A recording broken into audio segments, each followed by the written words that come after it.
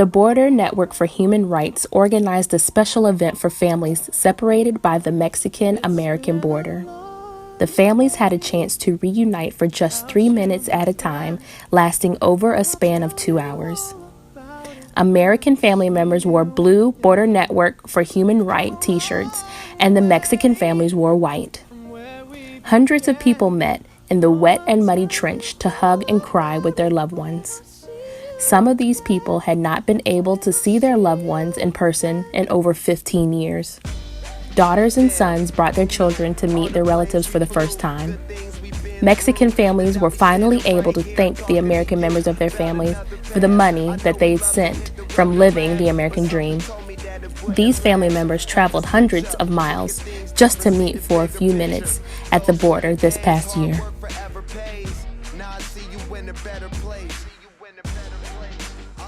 Unfortunately, they may not be as fortunate this coming year when President-elect Trump is inaugurated into the White House January 2017.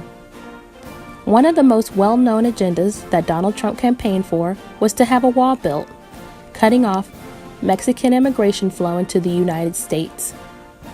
He plans on changing a rule in the United States Patriot Act that will stop the money from being sent into Mexico. The fear amongst Mexican families is that after the wall is up, that they will never see their families ever again. Back in June of 2015, when Trump was first announcing his candidacy in the 2016 election, he also spoke of building a wall on the southern border of the United States. He spoke of how he would build a wall and have Mexico pay for it. His wall would be anywhere between 35 and 50 feet tall, maybe even higher, and cost roughly between $8 billion to $12 billion. Trump plans on cutting off the cash flow that is sent to Mexico by Mexican Americans and illegal immigrants to their family members back home, which is billions of dollars. The border is about 2,000 miles long, but Trump believes that only half of the border will need a wall due to the rest having natural barriers. Building a wall will greatly affect the relationship of Mexico and the United States. Not only do these two countries share a border, but they share lots of trade and culture. Trump met with Mexico's President Enrique Peña Nieto after his negative statements on the people of Mexico. The men were cordial with one another despite Trump's ridicule of the country in the past. Both men walked away from the meeting with different statements. When asked if they discussed the wall and who would pay for it, Trump said that they did discuss the wall, but did not discuss who would pay for it. He claimed that the discussion of payment would come later. Peña Nieto walked away, stating that he held firm and told Trump that Mexico refuses to pay for the wall. President-elect Trump has made many offensive claims as to why Americans should not welcome Mexicans into the United States any longer. He calls Mexicans rapists and criminals.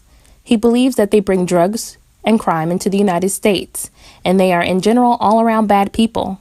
Jeb Bush spoke about being fluent in Spanish while he was running for president alongside Trump. Trump aimed a remark at Bush's wife, who is Mexican-American. So true. Jeb Bush is crazy. Who cares that he speaks Mexican? This is America. English! President-elect Trump has made so many cringeworthy statements against Latinos, picturing them as untrustworthy and dangerous. Donald Trump believes, along with many other Americans, that immigrants from Mexico come to the United States to steal jobs from the American people, and that building a wall that is harder to penetrate will replenish the United States with many more jobs, lowering the unemployment rate. Trump has a 10-point plan to put America first. Most of his points have a lot to do with deterring immigrants and deporting illegal ones by using the harshest punishment. Donald Trump is married to an immigrant named Melania Trump. The First Lady was born in Slovenia and will be the first lady to not have been born in the United States since John Quincy Adams' wife, Louisa Adams, who was born in England. Donald J. Trump's 10-point plan to put America first. Number 1. Begin working on an impenetrable physical wall on the southern border on day 1. Mexico will pay for the wall. Number 2. End catch and release.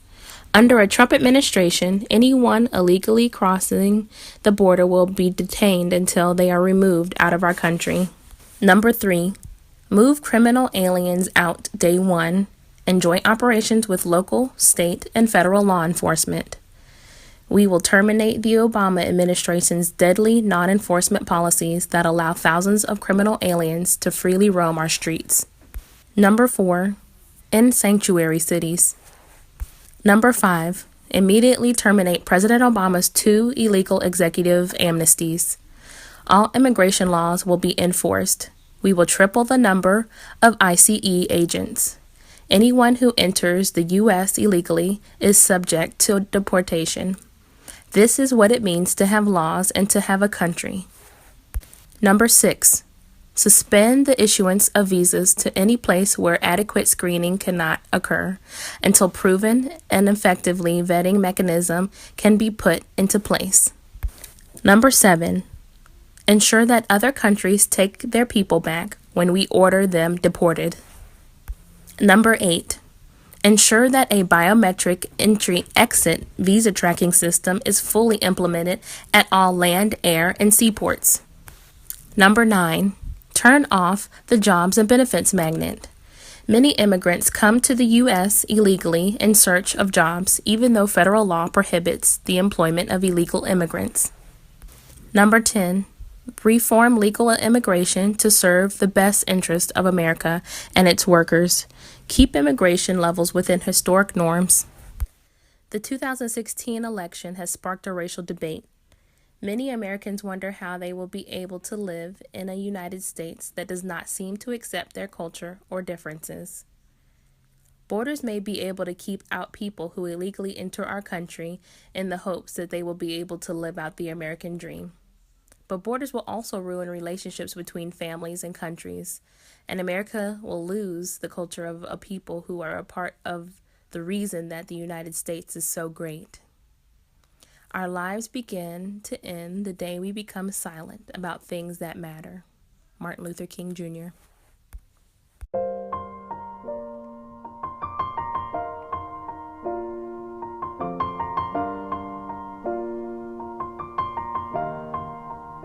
It's been a long day without you, my friend, and I'll tell you all about it when I see you again. We've come a long way from where we began. Oh, I'll tell you all about it when I see you again. When I see you again. Damn, who knew? All the planes we flew, good things we've been through. That I'll be standing right here talking to you about another path. I know we love to hit the road and laugh, but something told me that it wouldn't last. Had to switch up, look at things different, see the bigger picture. Those were the days, hard work forever pays. Now I see you in a better place. How can we not talk about family when family's all that we got? Everything I went through, you were standing there by my side, and now you gon' be with me for the last ride. It's been a long day without you, my friend, and I'll tell you all about it when I see you again. We've come a long way, from where we began. You know we started. Oh, I'll tell you all about it when I see you again. Let me tell you. When I see you again.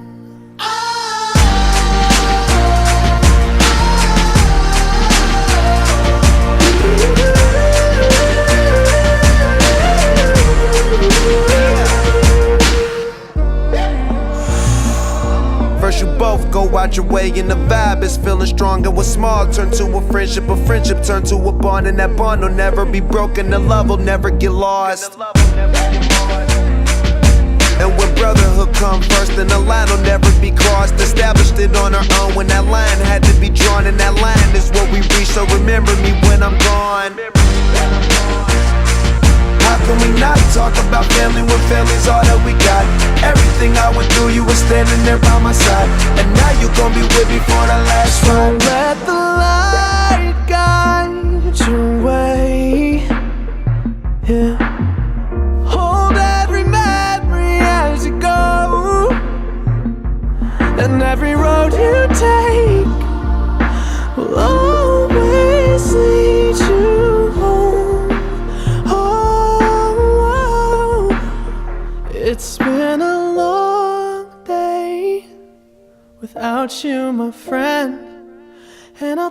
you all about it when I see you again. We've come a long way from where we began. Oh, I'll tell you all about it when I see